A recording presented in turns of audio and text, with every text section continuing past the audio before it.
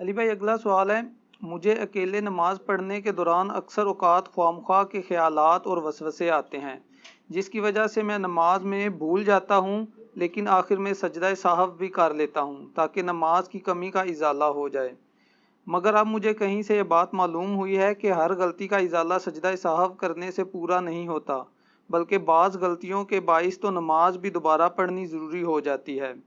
Please میری رہنمائی فرما دیں کہ کن کن غلطیوں پر مجھے سجدہ سہو کرنا ضروری ہے۔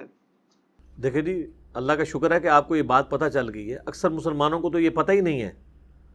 آپ کئی بوڑھوں سے ملے نا جو بھول جاتے ہیں نماز، تو وہ کہتے ہیں میں تے ہر نماز دے اینڈ تے 2 سجدے کر لینا کہ چلو نماز پوری ہو جائے گی۔ نہ، اس طرح نہیں ہوگا۔ سجدہ سہو صرف ان غلطیوں کا ازالہ ہے جو چھوٹی غلطی ہیں۔ بڑی غلطیوں کا ازالہ نماز ہی دوبارہ پڑھنی پڑے گی۔ اگر کسی نے 4 فرض کی بجائے 2 پڑھ لیے ظہر کے یا 3 پڑھ لیے تو سجدہ سہو سے اس کی کمپنسیشن نہیں ہوگی۔ ہر رکعت کے اندر 2 سجدے کرنا فرض ہے۔ کوئی شخص بھول گیا تو سجدہ سہو سے اس کی کمپنسیشن نہیں ہوگی۔ سجدہ سہو تو چند ایک غلطیاں ہیں جن کی کمپنسیشن ہے، باقی جو بڑی غلطیاں ہیں ان میں نماز ہی دوبارہ پڑھنی ہوگی، یا جو آپ نے غلطی کی ہے آپ نے اس کی ریمیڈی کرنی ہوگی۔ یہ نہیں کہ جی میں آخر ہی 2 سجدے کر لینا۔ اور یہ جو کہتا ہے نا خیالات آتے ہیں، خیالات بھی اس لیے آتے ہیں میرے بھائی نہ نماز کا ترجمہ کسی کو آتا ہے تو ظاہر ہے جب آپ ایک ایسی زبان پڑھ رہے ہیں اور بول رہے ہیں جس کا آپ کو مطلب ہی نہیں پتا، تو پھر آپ کی اس کی طرف توجہ کیا ہوگی؟ یہ تو اسی طریقے سے کہ آپ روٹی کھاتے ہوئے ٹی وی دیکھ رہے ہیں،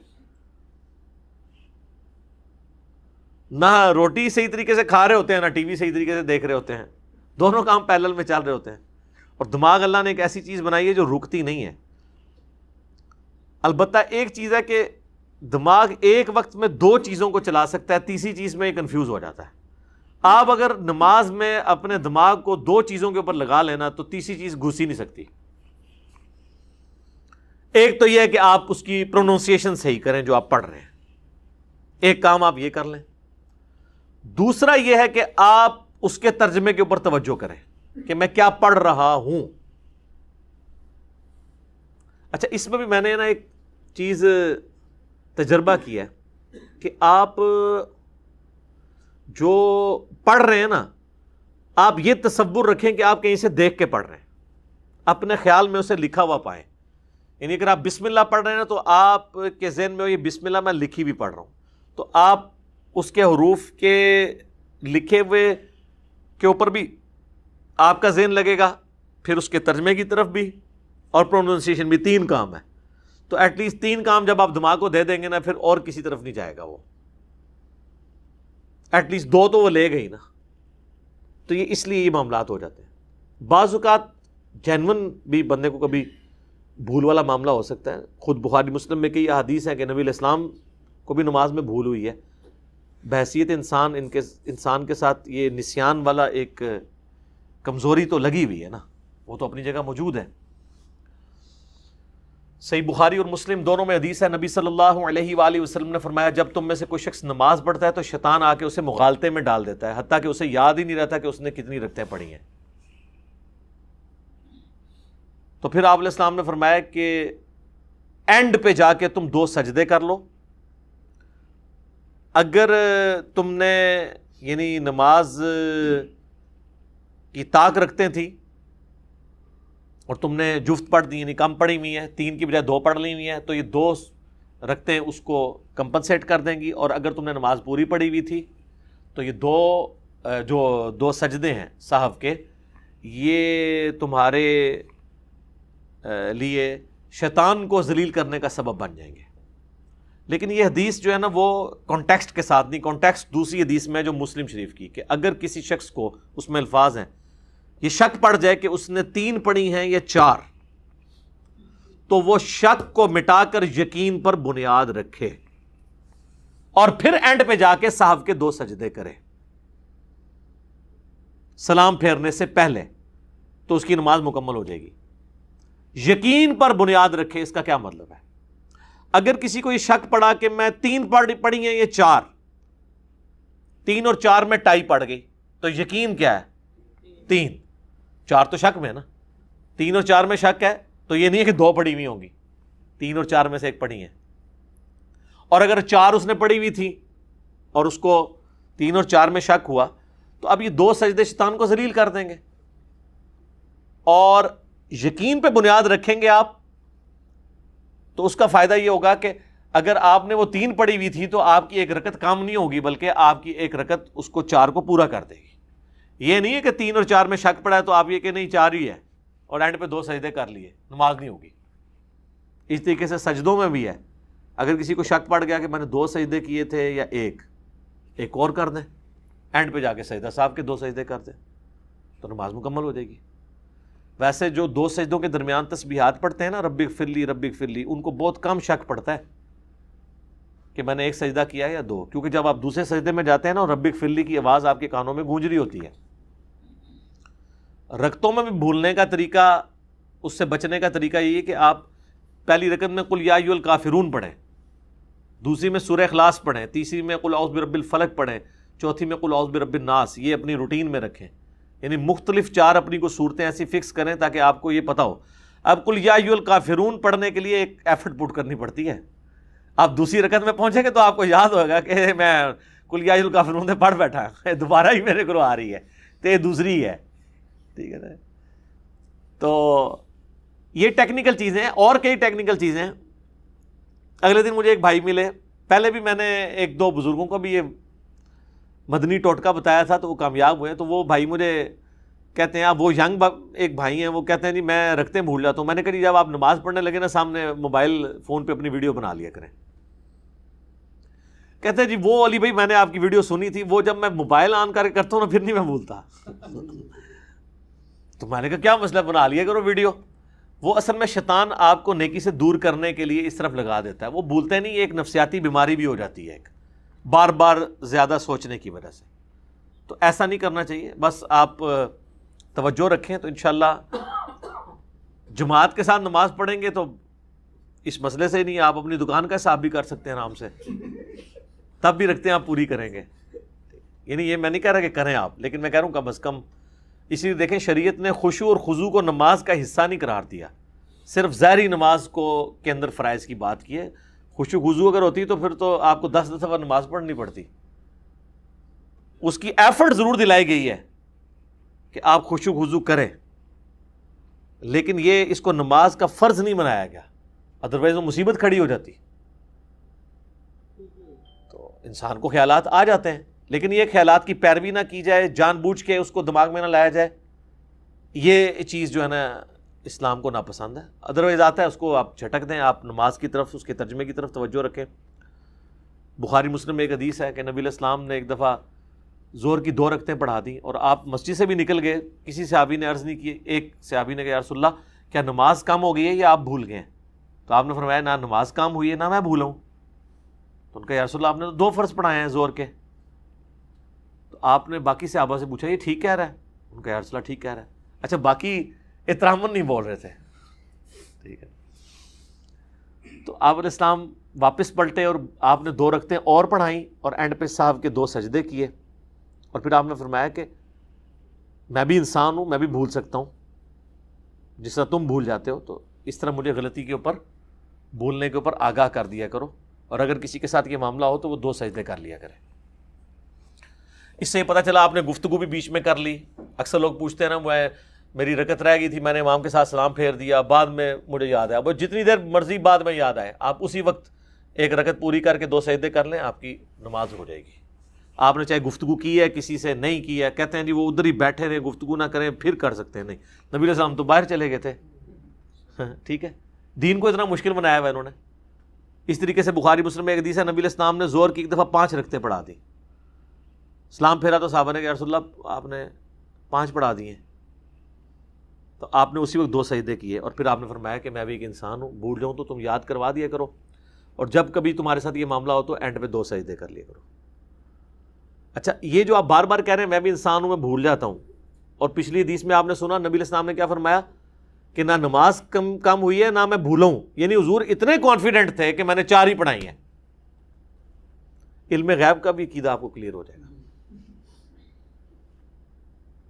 آپ کہہ رہے ہیں نہ میں بھولا ہوں نہ نماز کم ہوئی ہے، یعنی ایسا بھولے کہ اس بھولنے کو بھی بھول گئے۔ بخاری مسلم میں ایک حدیث ہے، نبی علیہ السلام مسجد میں تشریف لائے، فوراً چلے گئے، فجر کے وقت آئے، پھر تھوڑی دیر بعد آئے تو آپ کے مبارک بالوں سے پانی ٹپک رہا تھا۔ آپ فرمایا کہ مجھ پہ غسل فرض تھا، میں بھول گیا تو غسل جنابت کر کے۔ تو یہ ساری چیزیں امت کی تعلیم کے لیے ہوا کرتی تھی تاکہ امت سیکھے۔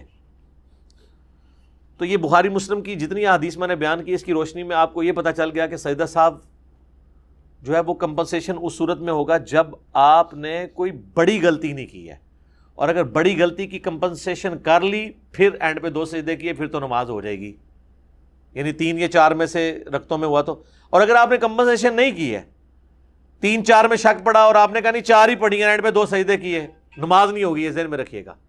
آپ نے کمپنسیشن اسی نماز کے اندر اس کی کرنی ہے۔ ایک شخص دوسری رکعت میں پہنچا اور اسے یاد آیا یار میں نے پہلی رکعت میں پتہ نہیں 1 سجدہ کیا یا 2، یہ تو خیر ویسے ہی خیال ایسا ہے کہ اس کو اٹھا کے پرے پھینکنا چاہیے، دوسری رکعت میں جا کے تو نہیں کسی کو خیال آنا، ٹھیک ہے۔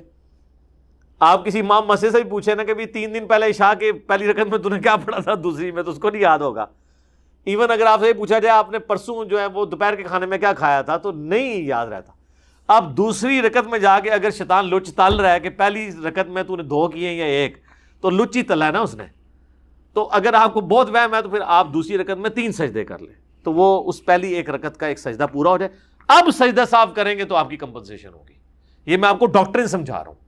مشکات میں آپ کو پہلی جلد میں سجدہ صاف کا چیپٹر ملے گا، اس میں آپ کو یہ ساری حدیثیں مل جائیں گی، اور سجدہ صاحب کے وہ 4 طریقے بھی پتہ چل جائیں گے جو سنت سے ثابت ہیں۔ بخاری مسلم میں یہ کہ نبی علیہ السلام نے سلام پھیرنے سے پہلے 2 سجدے کیے، یعنی تشہد پورا کیا، 2 سجدے کیے، پھر دائیں بائیں سلام پھیر دیے۔ یہ سجدہ صاحب کا ایک طریقہ ہو گیا۔ بخاری مسلم میں ایک اور طریقہ ہے کہ نبی علیہ السلام نے دونوں طرف سلام پھیرا، اس کے بعد 2 سجدے کیے، پھر دوبارہ سلام نہیں پھیرا۔ 2 سنت طریقے۔ تیسرا، آپ علیہ السلام نے دونوں طرف سلام پھیرا، پھر 2 سجدے کیے، پھر بیٹھے، تشہد نہیں پڑھا، تشہد ان میں سے کسی میں دوبارہ نہیں پڑھا، اور پھر 2 طرف سلام پھیر دیا۔ 3 طریقے۔ چوتھا طریقہ ابو داؤد اور ترمذی کے اندر آتا ہے، ترمذی میں اور المستدرک للحاکم کے اندر، کہ نبی علیہ السلام نے 2 سجدے کیے تشہد پڑھنے کے بعد، اس کے بعد آپ دوبارہ بیٹھے، پھر پورا تشہد پڑھا، اور پھر 2 طرف سلام پھیرا۔ یہ 4 سنت طریقے ہیں سجدہ صاحب کے۔ ایک 5واں طریقہ بھی ہے جو حنفی کرتے ہیں، وہ صحابہ کرام سے یا نبی علیہ السلام سے ثابت نہیں ہے، اور وہ بھی حنفی پورا عمل نہیں کرتے۔ المصنف ابن ابی شیبہ میں موجود ہے، ابراہیم نخعی کہتے ہیں کہ سجدہ صاحب کا بھی 1 سلام ہے دائیں طرف، اور نماز جنازہ میں بھی 1 طرف سلام ہے۔ حنفی تو 2 طرف سلام پھیرتے ہیں، آدھی روایت پہ عمل کرتے ہیں۔ تو سجدہ صاحب میں یعنی عبدہ و رسولہ تک پڑھ کے یا دروشی پڑھ کے 1 طرف سلام پھیر کے پھر 2 سجدے کرنا، وہ جو سلام ہوتا ہے نا وہ سجدہ صاحب کا سلام ہوتا ہے جو سینٹر میں پھیرا جاتا ہے، وہ خروج بالسمعی ہی نہیں ہوتا کہ جس سے آپ نماز سے نکلتے ہیں۔ آخری سلام جو ہے نا وہ نماز کا ہوتا ہے۔ یہ بیچ میں آپ جو 1 طرف سلام پھیر کے 2 سجدے کرتے ہیں نا، وہ سہو کے 2 سجدوں کا سلام ہوتا ہے۔ پھر آپ جو تشہد پوری پڑھ کے اینڈ پہ جو سلام پھیرتے ہیں نا، جس کے بعد آپ نماز سے نکلتے ہیں، وہ والا نماز والا سلام ہوتا ہے، جو اپنی پوری انٹینشن سے، اگر بھول کے بھی کسی نے سلام پھیرا ہے، ابھی اس کی رکعتیں رہتی تھی، تو وہ نماز سے نکلنے کا سلام نہیں ہوگا۔ یہ نہیں ہے کہ اب وہ انٹینشن سے تو پھیرے نہیں ہے، سلام پھیر بھی دیا، گپے بھی مار دی، پھر یاد آیا، اس کے بعد سنتے وطر بھی پڑھ لیے، پھر یاد آیا نہیں یار میری تو امام کے پیچھے عشاء کی 1 رکعت رہ گئی تھی یار، میں نے تو امام کے ساتھ سلام پھیر دیا، بس اس وقت یاد آیا، پھر آپ 1 رکعت پڑھیں، سجدہ صاحب اینڈ پہ کریں، نماز ہو جائے گی۔ ایون بیچ میں وضو بھی ٹوٹ گیا ہوا ہے، کوئی مسئلہ نہیں ہے۔ تو سجدہ صاحب کے میں نے آپ کو 5 طریقے بھی بتا دیے، اور یہ بھی بتا دیا کہ سجدہ صاحب کی ڈاکٹرن کیا ہے، کہ 2 سجدے نکالنے ہیں لیکن یقین پہ بنیاد رکھنے کے بعد۔ اب یہاں پہ میں آپ کو چند ایک مواقع بتا دیتا ہوں جن کے اوپر سجدہ صاحب آپ کریں گے، لیکن وہ اسی اصول کے ساتھ کہ آپ نے اصول اپنا قائم رکھنا ہے کہ یقین کے اوپر بنیاد رکھنی ہے۔ جو بخاری مسلم کی احادیث کی روشنی میں جو میں نے یعنی تفکر کیا نا، مجھے 8 مواقع ایسے ملے ہیں جن کے اندر سجدہ صاحب آپ نے کرنا ہے، اور 5 مواقع ایسے ہیں جن میں سجدہ صاحب نہیں کرنا، وہ کوئی غلطی ہے ہی نہیں ہے، جس کو عوام غلطی سمجھتی ہے، حالانکہ وہ غلطی نہیں ہے۔ وہ 8 کون سے مواقع ہیں؟ مثال کے طور پر کسی شخص کا درمیانہ تشہد چھوٹ گیا، بخاری مسلم میں آتا ہے نبی علیہ السلام نے ایک دفعہ درمیانہ تشہد آپ کا چھوٹ گیا تو آپ نے اینڈ پہ صاحب کے 2 سجدے کیے، بلکہ سنن ابی داؤد میں، ترمذی میں حدیث ہے اگر درمیان والا تشہد کسی کا چھوٹ گیا اور وہ قیام میں چلا گیا تو آپ واپس تشہد میں نہ آئے، بس وہ نماز پوری کرے، اینڈ پہ 2 سجدے کر لیں۔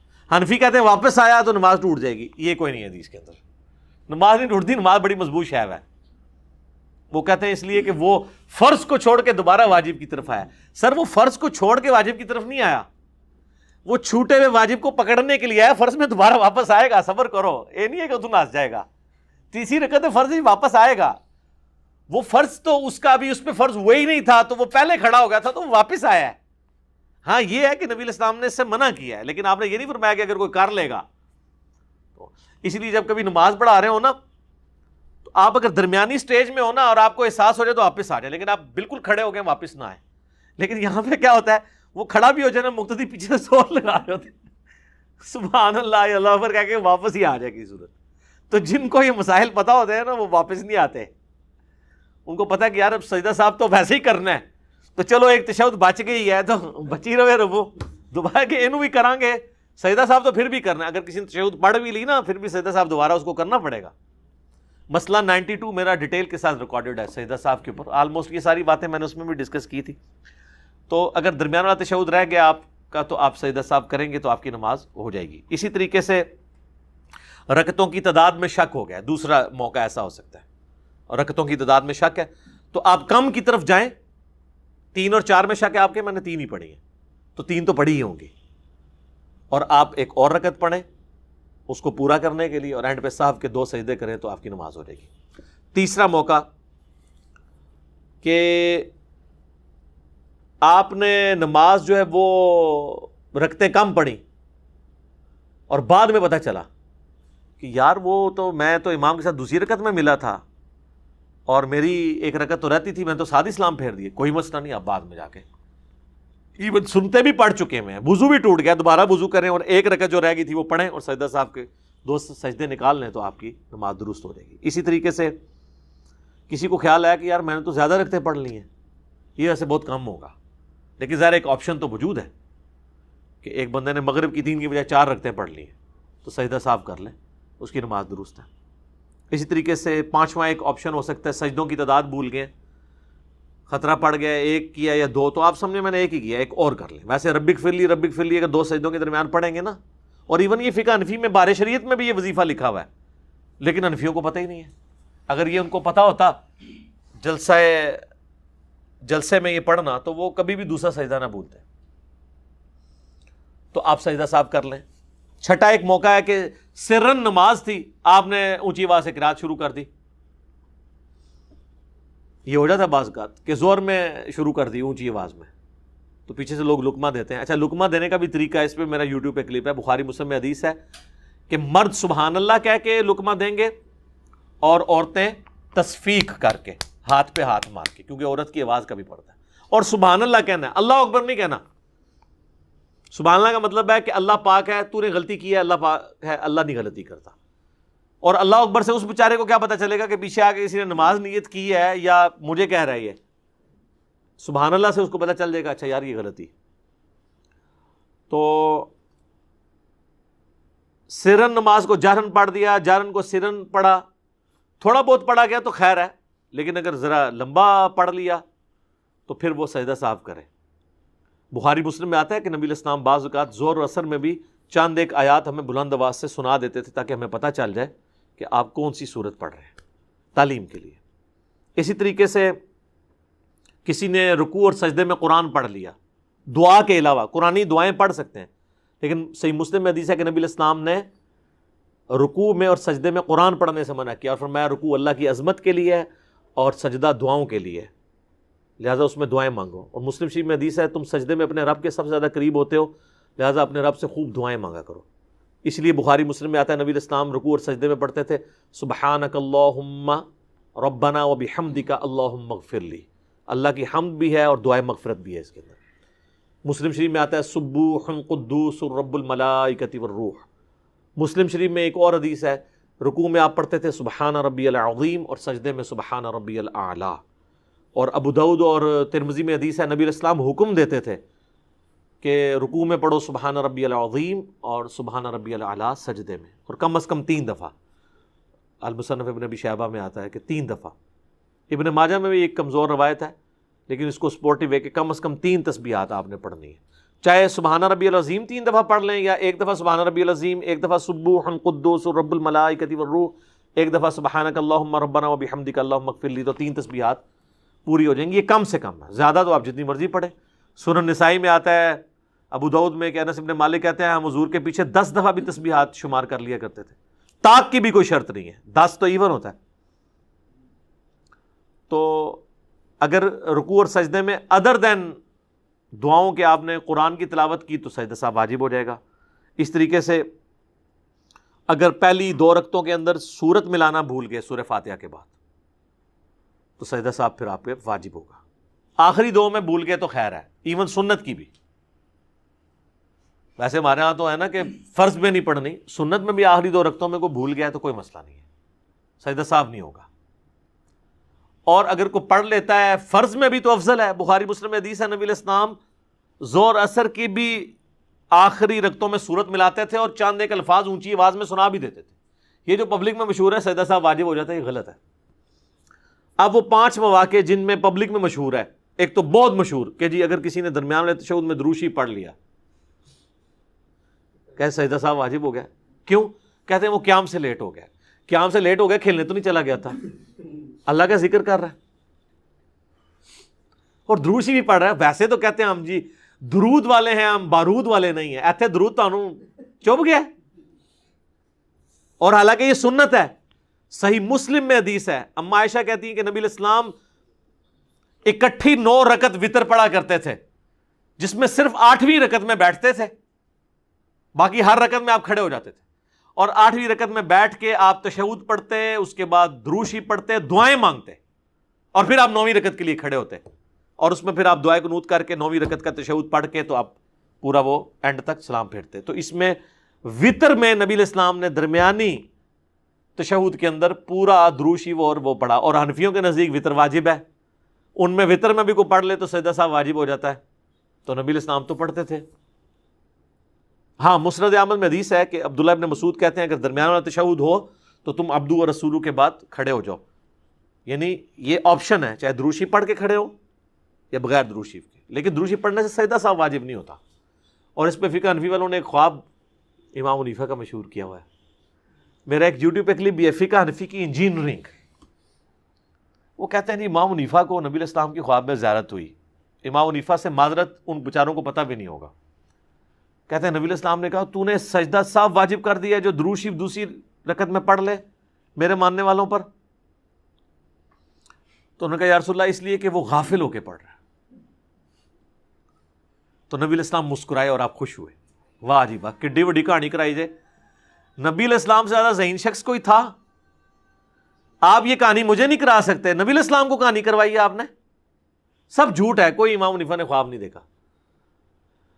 اگلی بات یہ تھی کہ نبی علیہ السلام یہ پوچھتے کہ بھئی اگر کوئی جان بوجھ کے پڑھے بڑے شوق سے محبت کے ساتھ یہ کہتے ہوئے کہ ہم درود والے ہیں بارود والے نہیں ہیں، پھر تو کیا کہتا ہے؟